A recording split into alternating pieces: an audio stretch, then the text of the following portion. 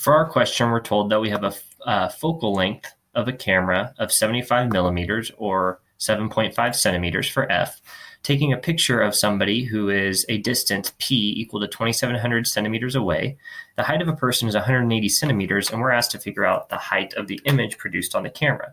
So first, we're going to find the distance to the image on the camera using the thin lens equation, which says 1 over p plus 1 over the distance we're trying to find, I, is equal to 1 over f. So we can solve this for I, and we see that I is equal to 1 over f minus 1 over p